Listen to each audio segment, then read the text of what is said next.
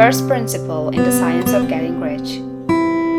Thought is the only power which can produce tangible riches from the formless substance.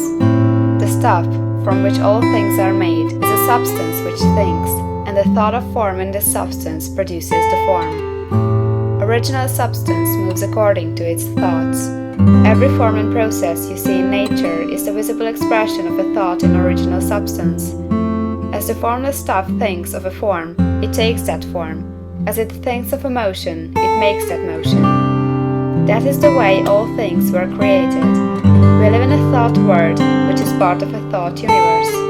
The thought of a moving universe extended throughout formless substance, and the thinking stuff moving according to that thought took the form of systems of planets and maintains that form.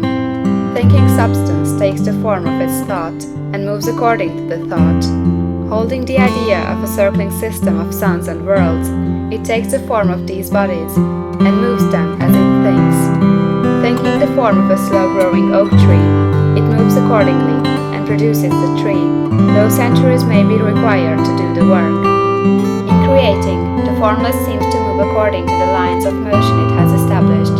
The thought of an oak tree does not cause the instant formation of a full-grown tree, but it does start in motion the forces which will produce the tree along established lines of growth.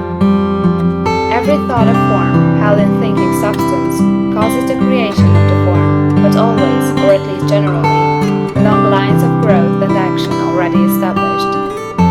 The thought of a house of a certain construction, if it were impressed upon formless substance, might not cause the instant formation of the house, but it would cause the turning of creative energies already working in trade and commerce into such channels as to result in the speedy building of the house.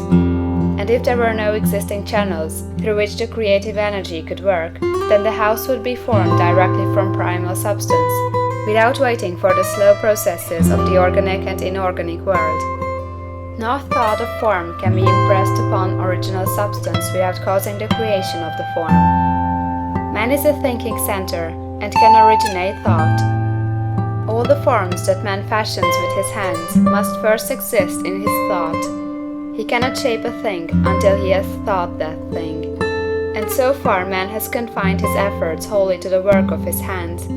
He has applied manual labor to the world of forms, seeking to change or modify those already existing. He has never thought of trying to cause the creation of new forms by impressing his thoughts upon formless substance. When man has a thought form, he takes material from the forms of nature and makes an image of the form which is in his mind. He has so far made little or no effort to cooperate with formless intelligence, to work with the Father. He has not dreamed that he can do what he sees the Father doing. Man reshapes and modifies existing forms by manual labor. He has given no attention to the question whether he may not produce things from formless substance by communicating his thoughts to it.